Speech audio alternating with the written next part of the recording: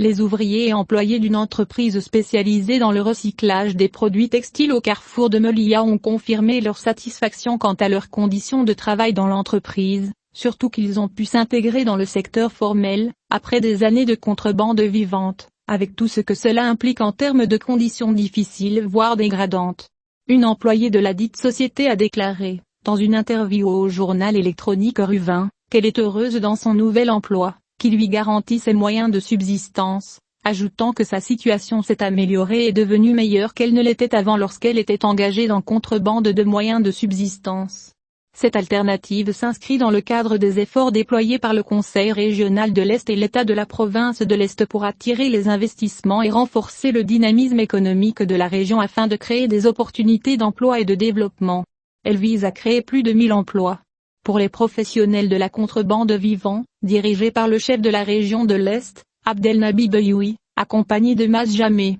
le gouverneur de la région de l'Est, gouverneur d'Oujda Angad, et d'Ali Khalil, ouvrier de la province de Nador, et en présence de Mohamed Amraba, vice-président de la région et membre du conseil le parti appartenant à la province de Nador, ainsi qu'un groupe de chefs d'intérêt décentralisés et d'investisseurs. Dans le même contexte, la caméra du journal Ruvin.com s'est déplacée dans la commune de Bani Nassar, adjacente à la ville occupée de Melilla, où l'un des ouvriers de la même entreprise a révélé qu'il était satisfait de son travail, et que les conditions matérielles et sociales se sont grandement améliorées après son entrée dans l'entreprise. Et il a exprimé sa joie d'avoir un travail qui lui garantit un revenu stable. Il y a quelques années, le Maroc a adopté une nouvelle stratégie visant à stopper la contrebande de moyens de subsistance au passage frontalier avec Ceuta et Melilla, qui causait de lourdes pertes financières à l'économie nationale, tout en offrant des alternatives représentées par l'établissement d'unités de production dans les zones frontalières et en motivant les passeurs à travailler dans la sous-traitance dans le cadre de leur insertion dans le secteur formel, tout cela en attendant la mise en place des zones franches.